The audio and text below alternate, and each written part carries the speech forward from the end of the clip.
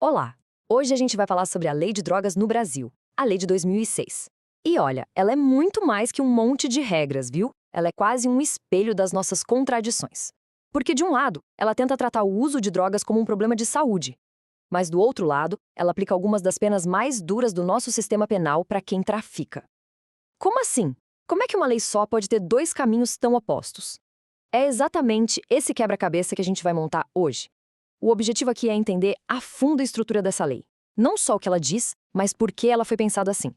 A gente vai analisar cada um desses caminhos, as entrelinhas, as nuances, para no final ter um mapa completo de um dos assuntos mais quentes do direito brasileiro. Então, a grande pergunta que vai guiar a nossa conversa é essa: por que essa lei cria destinos tão diferentes para pessoas diferentes? A resposta não é tão simples, mas está numa mudança de filosofia. Sabe, antes de 2006, a lei antiga colocava quase todo mundo no mesmo saco, punando de forma bem parecida. A lei atual tentou fazer uma divisão, um sistema duplo. A ideia era separar o usuário, que deveria ser acolhido pelo sistema de saúde, do traficante, que seria combatido com força total pela justiça. Então, o que a gente vai fazer agora é seguir a trilha de cada um desses caminhos para entender a lógica, as consequências e, o mais importante, as zonas cinzentas que aparecem no meio dessa divisão. E aqui, ó, tá o resumo visual da ideia central da lei. De um lado, o usuário, para quem a lei quer dar um tratamento focado em saúde e em assistência. O papo é prevenir, tratar, reinserir. Do outro lado, o traficante. Aí o foco muda completamente, é repressão penal e da mais pesada. É uma lei que tenta ser, ao mesmo tempo, progressista e linha dura. Esse sistema de dois eixos é o coração da lei de drogas. E para entendê-la de verdade, a gente precisa olhar cada um desses lados bem de perto, começando pelo que foi, sem dúvida, a maior novidade de todas, o tratamento dado ao usuário. Vamos lá, então. Nosso primeiro mergulho é no caminho que a lei criou para quem é pego com droga para consumo próprio. Esse caminho está lá no famoso artigo 28. E o objetivo aqui é muito claro: tirar o usuário da prisão.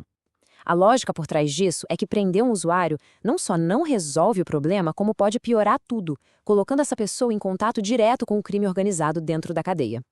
Por isso, a abordagem muda de punição para uma coisa mais socioeducativa. E para entender o artigo 28, a gente precisa dominar uma palavrinha-chave: despenalização. É aqui que mora um dos maiores mitos sobre essa lei. Muita gente acha que portar droga para uso deixou de ser crime no Brasil. Atenção, isso não é verdade. O Supremo Tribunal Federal já bateu o martelo dizendo que a conduta foi despenalizada, mas não foi descriminalizada. Tá, e o que isso quer dizer na prática? Quer dizer que portar droga para consumo pessoal ainda é crime, continua sendo ilegal. A grande, a imensa mudança é que a punição para esse crime não pode mais ser a prisão. Tiraram a pena de cadeia para o usuário, mas o ato continua sendo considerado errado pela lei. Beleza, se não tem mais prisão para o usuário, o que acontece então? A lei criou uma lista de penas alternativas, que na verdade são medidas educativas.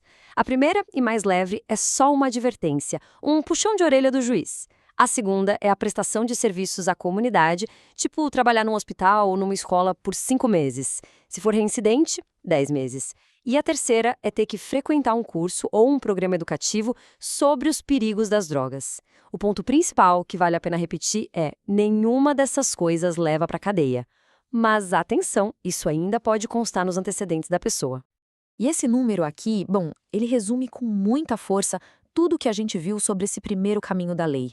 Para quem importa a droga para consumo pessoal, a pena de prisão é categoricamente zero. Isso foi uma virada de chave gigantesca na política de drogas do Brasil, que por décadas só pensava em punir o usuário. Então, para fechar essa sessão, o usuário comete um crime, sim, mas a punição dele é focada na educação e na saúde, nunca jamais na prisão. Agora, respira fundo, porque a gente vai dar um giro de 180 graus e olhar para o outro lado da lei, que é o oposto de tudo isso. Se para o usuário a palavra era cuidado, para o traficante a palavra é rigor. O nosso objetivo agora é entender o tamanho da repressão que a lei preparou para quem trafica, o que está lá no artigo 33. A gente vai ver que a lei não só aumentou as penas, mas deu para o tráfico um status jurídico especial e, olha, bem pesado. O contraste com o número anterior chega a ser brutal. Enquanto o usuário tem 0 anos de prisão, a pena base para o crime de tráfico começa em 5 anos e pode chegar a 15 anos de cadeia sem contar a multa. Só para a gente ter uma ideia do que isso significa, essa pena mínima de 5 anos é maior que a de crimes como homicídio simples. Isso mostra, sem deixar nenhuma dúvida, que a intenção era colocar o tráfico no topo da lista dos crimes mais graves do Brasil. E a coisa não para só no tempo de prisão. O crime de tráfico do artigo 33 ganha um carimbo especial. Ele é equiparado a hediondo. Crimes hediondos são aqueles que a própria Constituição considera os piores, os mais graves, tipo tortura e terrorismo. Ser equiparado significa que o tráfico entra nesse clube recebendo o mesmo tratamento super rigoroso. E na prática? Na prática, as consequências são terríveis para quem é condenado.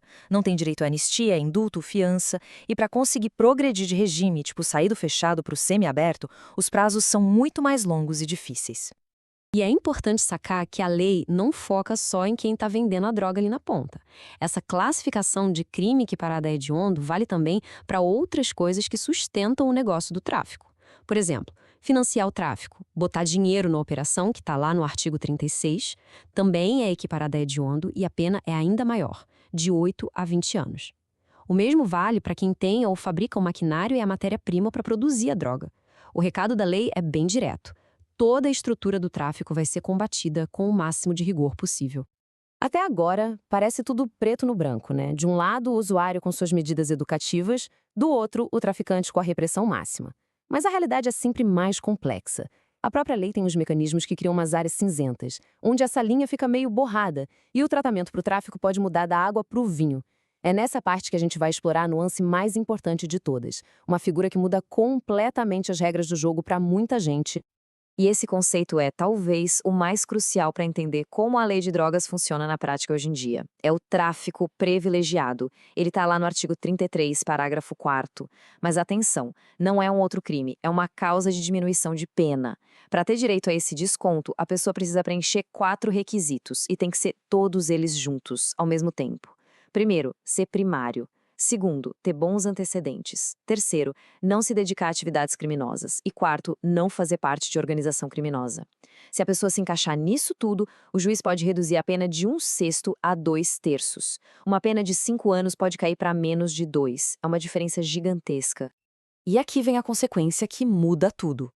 Depois de muita discussão, o Supremo Tribunal Federal, o STF, decidiu que o tráfico privilegiado, por causa desses requisitos todos, não tem a mesma gravidade do tráfico comum e, por isso, ele não é considerado equiparado a crime hediondo. Essa decisão foi um verdadeiro divisor de águas.